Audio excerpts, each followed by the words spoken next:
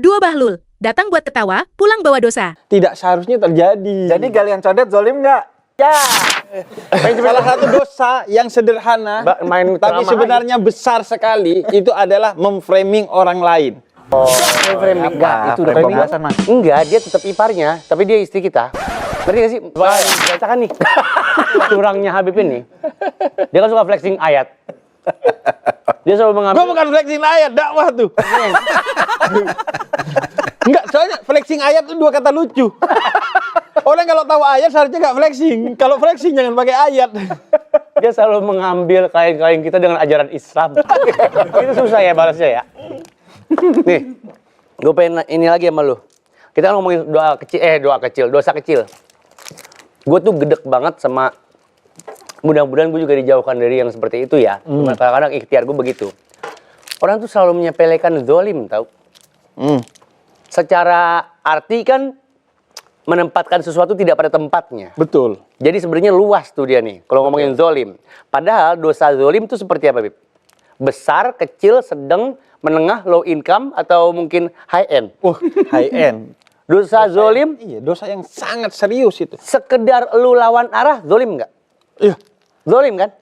Itu bukan cuman zolim. Tapi tadi gua kan cerita soal malu itu bagian dari cabang keimanan. Iya. Kata Nabi Muhammad, cabang keimanan itu ada 60 sampai 70 cabang. Cabang pertama syahadat. Cabang terakhirnya Malu itu? malu dan memindahkan sesuatu di jalan yang mengganggu jalan orang lain. Oh, ini yang kayak ceritanya batu dipindahin. Nggak, maksudnya itu baik kan? Iya, artinya kalau lu lawan arah, lu nutup jalan, itu dosa yang sangat serius lah. Karena bukan seharusnya lu ngasih jalan kecil, kepada kan? bukan dosa kecil, lawan arah, dolim. Dan ingat, itu keadilan itu salah satu prinsip Islam. Dan kedoliman itu adalah lawan dari keadilan. Keadilan itu menempatkan satu pada tempatnya. Kedoliman tidak menempatkan satu pada tempatnya. Dolim itu banyak. Tadi contohnya. Terus dolim waktu misalnya. Kita gak komitmen waktu. Ya. Dolim dalam pengertian gak disiplin. Ya. Kemudian bullying. Oh itu zolim. Bullying itu bisa cyber loh, cyberbullying. Ya. Dan salah satu penyebab stres orang terbesar di Indonesia bahkan di dunia itu adalah cyberbullying.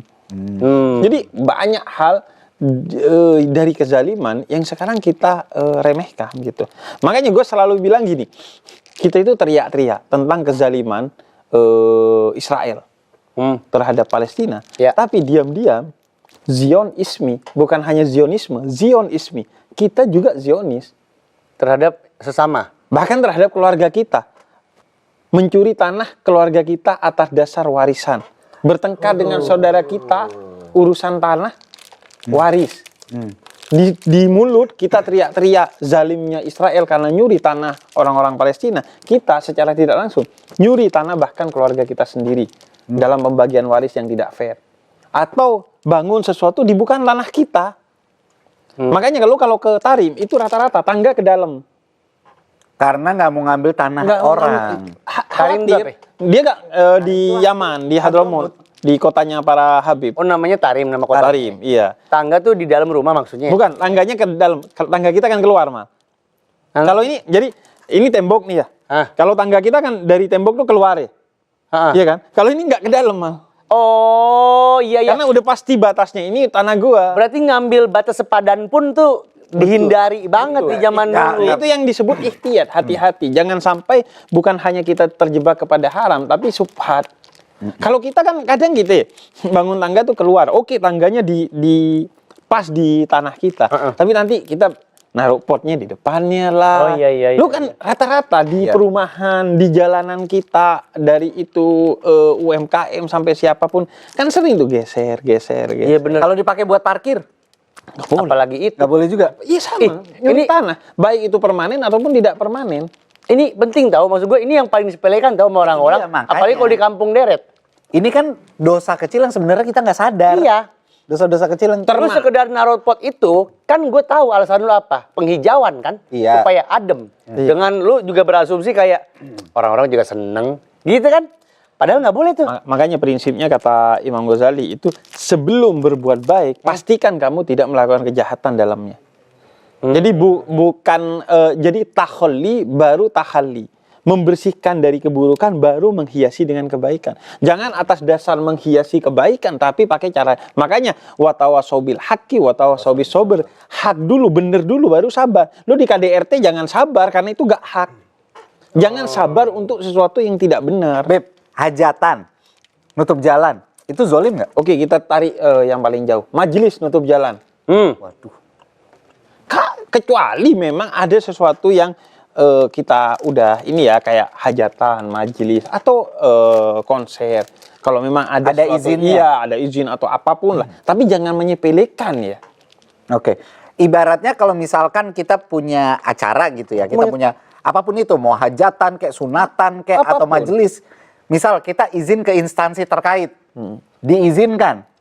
Itu masuknya dosa Tetangga zolim atau kita, enggak? tetangga kita dulu, izin dulu juga ke tetangga kita.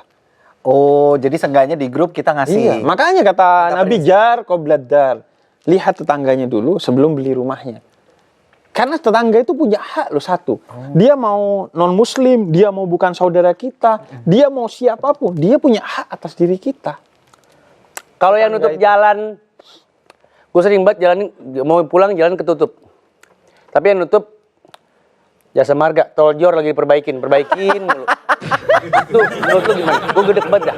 Kenapa nggak dibikin bagus sih itu aspal? Kenapa tiap-tiap malam ada aja perbaikan tol Jor? Kan kita Itu kan hak gua. Itu kan udah tahu alasannya. Apa ya alasannya? Kan waktu itu kita siaran udah ada yang klarifikasi langsung. Iya, ini gue pengen tahu ajaran Islamnya. Biar pengguna tol Jor tahu. Frame-nya ke gua dong. Nah, Oke. Gimana frame ke gua? Oke, Nih, ini nih, ya. yang tengah. Galian dicondet. Itu lagi. ternyata dia ngeluh juga. Ternyata dia ngeluh. Galian dicondet. Udah hampir setahun. Gali sana, gali sini. Pas kita kerja, dia kerja juga. Pas kita istirahat, dia istirahat juga. Maksud gua, pas kita istirahat, lu juga kerja biar cepet urusannya. Ini bukan ke pekerja-pekerjanya ya. Pekerja-pekerjanya itu orang baik semua. Iya. Ini pemerintahnya. Iya. Masa setahun kita digali, macet, puasa sampai selesai puasa. Puasa gak bikin dia tobat, selesai puasa tetap aja begitu. Yang tadi saya lupain. Karena Enggak, soalnya galian condet tuh udah. iya, pernah on air juga. Cuma gue ngarepin solusi, bukan keluhan berikutnya.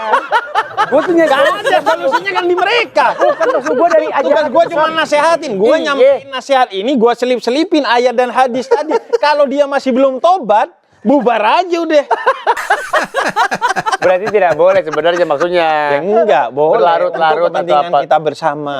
Cuma kan ya dipikirin gimana Jangan caranya. disepelein itu. Iya, biar efektif, biar efisien. Terus lu, ya udah lu kasih solusi. Lah, gue bayar pajak. Gak usah kasih solusi. Tugas gue cuma menyampaikan apa yang gue rasa tidak seharusnya terjadi. Jadi galian condet zolim nggak? Gue gak berani nuduh gimana ya. Ya benar dong. Karena dia harus nyampaikan aja. Karena gue gak berani nuduh. Karena ada surat permohonan maafnya juga udah di depan PGC tuh. Ya, gede. maksud gue Tapi gini, kan maksud antum gua, punya hak mau memaafkan atau enggak? gue insya Allah memaafkan. tapi kan dia jangan belum bodoh tabayun, kan. belum tabayun.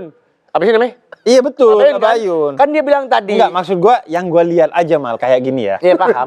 Malam hari ya, malam hari itu Hil ya. Malam hari itu. Itu rumah dia. Makanya, gue kan pas di podcast gue di Beda Universe, gue kan nanya ke kalian, kenapa kalian nggak tinggal di Condet ya? Iya. Sekarang mantap. Bener. Harusnya kalian tidak tinggal di Condet.